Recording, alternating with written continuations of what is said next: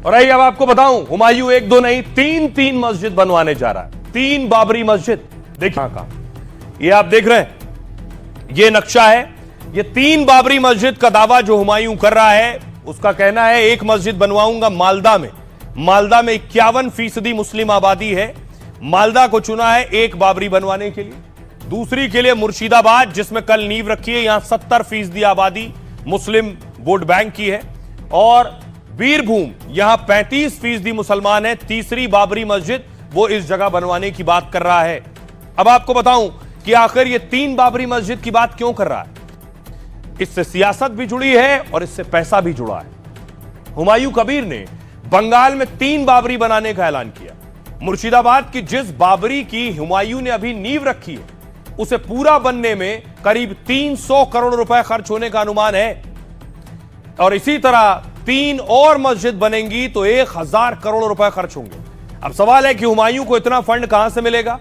एक बाबरी के शिलान्यास पर ही हुमायूं ने बड़ा कार्यक्रम किया। 60,000 शाही बिरयानी के पैकेट तक बंटवाए।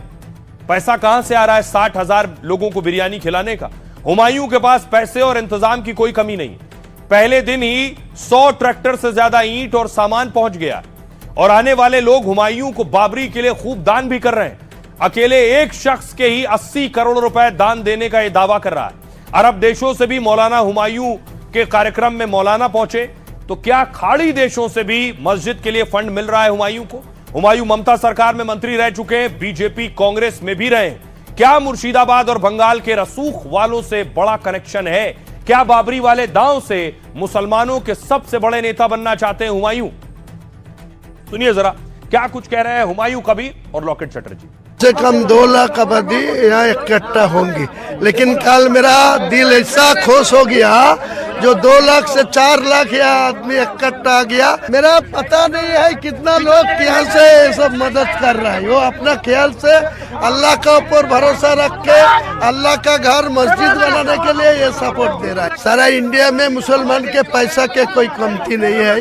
वो जो सच्चा मुसलमान है, जो बिजनेसमैन है, जो शिल्पो चला रहा है, वो लोग मेरा पूरा एक सपोर्ट देने के लिए तैयार है।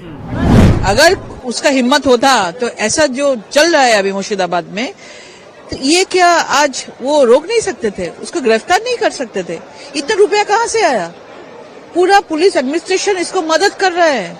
ममता बनर्जी पीछे से इनडायरेक्टली उनका दल पूरा मदद कर रहा है हुमायूं कबीर को। सबको पता है इसका जवाब पश्चिम बंगाल का जनता 2026 में देंगे। अब देखिए जरा, इतना कुछ हो रहा है बंगाल में तो उस पर सियासत होना लाजमी भी उठ रहा है। संबित पात्रा कह रहे हैं हुमायूं ने बाबरी पर पहले भी बयान दिया, ममता ने हटाया नहीं। साफ है कि हुमायूं और ममता दोनों तुष्टीकरण के साथ खड़े हैं। वो राज्य में विकास नहीं, सिर्फ बांटने की राजनीति करते हैं। शत्रुघ्न सिन्हा ने कहा बीजेपी के पास एक मुद्दा है जिसे ये जब चाहे उछाल देते हैं, जैसे धर्म की बात करना है और लोगों को उकसाना है। ममता बनर्जी बहुत लोकप्रिय और शक्तिशाली नेता हैं। बीजेपी ने मात देने की बहुत कोशिश की लेकिन काम नहीं चला, तो वो बाबरी के नाम पर सियासी हंगामा करने में जुटे हैं। केशव प्रसाद मौर्य कह रहे हैं हम मस्जिद का विरोध नहीं करते हैं, लेकिन बाबर के नाम पर मस्जिद बनेगी तो विरोध भी होगा और उसका अंत भी होगा। देवकीनंदन ठाकुर कह रहे हैं जो बाबरी की विचारधारा से विचार मिलाएगा वो देशद्रोही है। इनको वहां भेज देना चाहिए जहां से बाबर आया था, या फिर ऐसे गद्दारों को गोली मार देनी चाहिए। मौलाना साजिद रशीदी कह रहे हैं बाबर के नाम से चिढ़ है तो संसद में कानून लाएं कि मुस्लिम शासकों के नाम पर कोई नाम नहीं होगा, अगर होगा तो उसे बांग्लादेश भेज दिया जाएगा। बाबा बागेश्वर कह रहे हैं हम देश में तनातनी नहीं सनातनी चाहते हैं। देश गजवाए हिंद नहीं भगवाए हिंद बने। हमें दूसरे धर्म या उनकी आस्था से ऐतराज नहीं है, लेकिन जो राम से खिलवाड़ करेगा उसकी ठटरी बांधेंगे। कल्याण बनर्जी कह रहे हैं गीता के नाम पर बीजेपी धार्मिक नौटंकी कर रही है।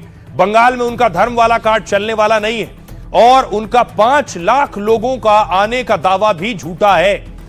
अग्निमित्रा पॉल कह रही है बीजेपी विधायक गीता धर्म और सत्य के मार्ग पर चलना सिखाती है। बंगाल भी अब विभाजन की राजनीति बर्दाश्त नहीं करेगा। तुष्टीकरण के नाम पर ममता का अत्याचार अब नहीं चलेगा। इकबाल अंसारी पूर्व पक्षकार बाबरी मस्जिद के कह रहे हैं देशहित में बाबर ने ऐसा कुछ नहीं किया है जो उसके नाम पर मस्जिद बने। बाबर ने कोई अस्पताल या स्कूल नहीं बनवाया है, इसलिए बाबर की कोई मस्जिद भी नहीं बननी चाहिए देश में। सुनिए जरा क्या कुछ कह रहे हैं सियासतदान। चाहे ममता बंदोपाध्याय हो, चाहे हुमायूं कबीर हो, दोनों ही अपीजमेंट के तरफ खड़े हैं। जहां तक भारतीय जनता पार्टी और एनडीए का सवाल है, हम विकास के साथ खड़े हैं।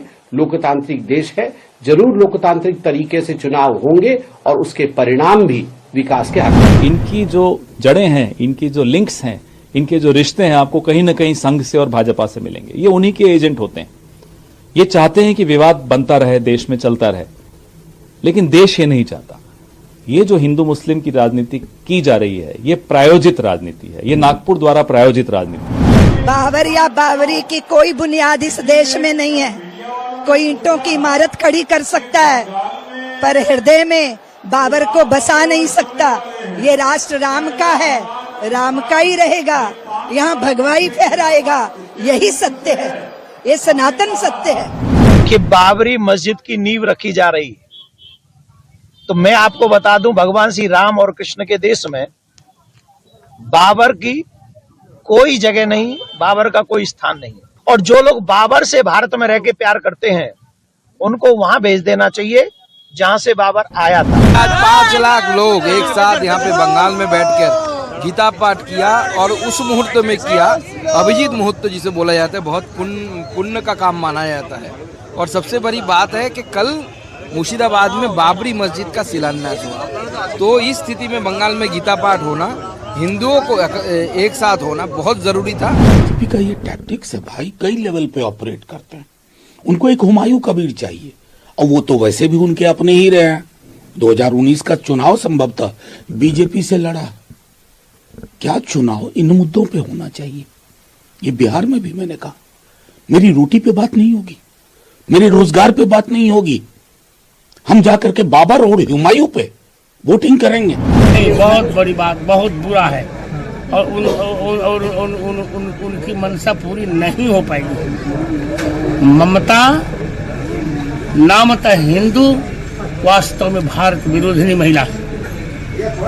मेरा वक्तव्य सीधा उसके सामने बिल्कुल कहिए।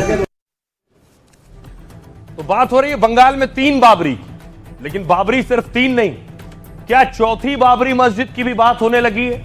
और वो बाबरी मस्जिद हैदराबाद में होगी। हैदराबाद से सांसद है असदुद्दीन ओवैसी। हैदराबाद की पहचान चार मीनार भी है। यह तस्वीर आप देख रहे हैं। अब दावा किया जा रहा है कि एक बाबरी यहां भी बनेगी हैदराबाद में, और ये कौन कह रहा है उनसे भी आपको मिलवाएं। ये है मुश्ताक मलिक, मुस्लिम संगठन के संस्थापक हैं, और इनका दावा है कि अब एक बाबरी की बात ये भी कर रहे हैं हैदराबाद में। हैदराबाद तेलंगाना में भी बाबरी मस्जिद की यादगार।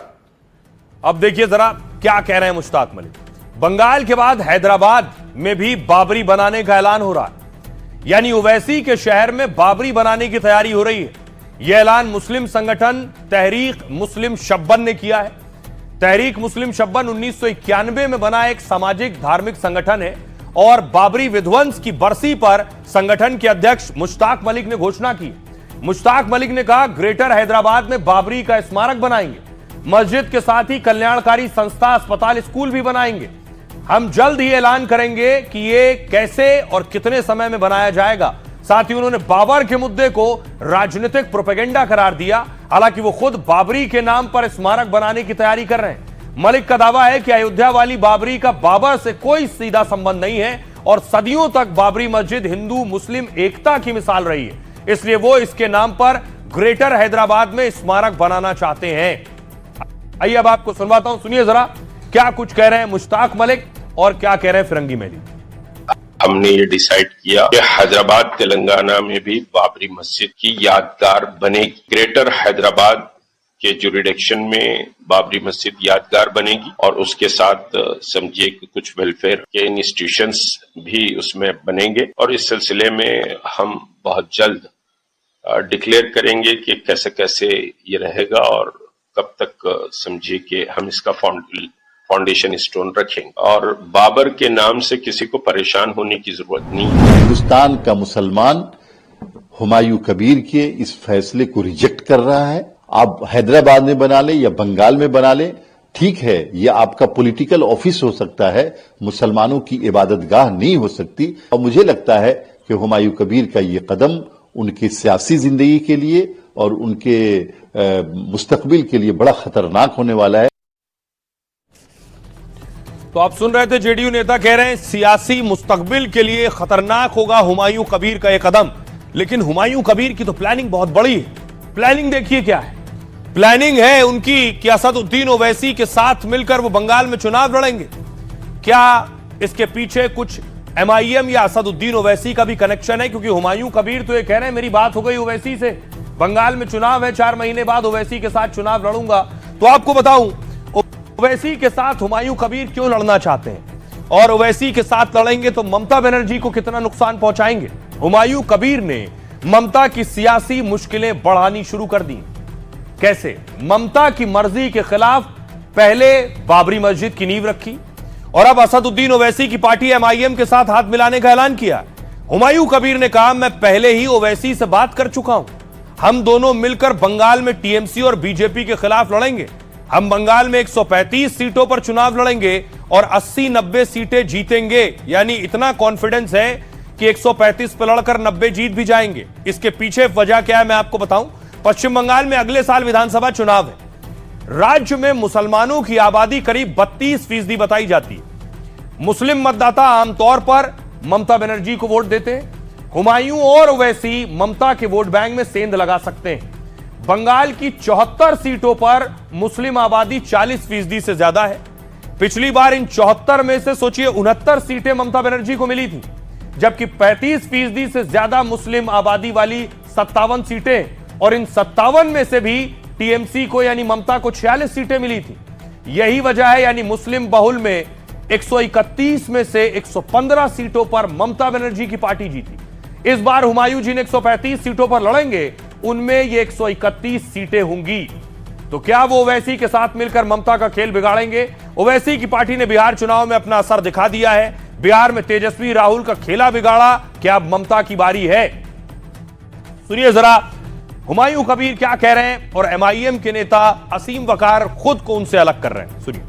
बीजेपी को सरकार आने नहीं दूंगा और टीएमसी को सरकार फिर बनाने नहीं दूंगा। किसी पार्टी में मैं नहीं शुरू होंगी, नया पार्टी बनेगी, मुसलमान के लिए काम करेगी। मीम आपके पार्टी के साथ मीम मेरा जोड़ के इलेक्शन करेगी, गठबंधन करके ही लड़ेगी। आप मीम के साथ गठबंधन करके लड़ेंगे? बात हुआ है ओवैसी से बात हुआ। ये क्या नया डेवलपमेंट हम समझ सकते हैं कल के बाद? आप रुकिए ना थोड़ा, अभी ट्रायल चल रहा है, बाकी पिक्चर अभी बाकी है। 135 सीट में उम्मीदवार खड़ा करेगी तो लगभग में 70 से 80 सीट जीत हासिल करेगी। तो मैं ही निर्णायक शक्ति होगी, अगले दिन के चीफ मिनिस्टर में गद्दी में आएगी।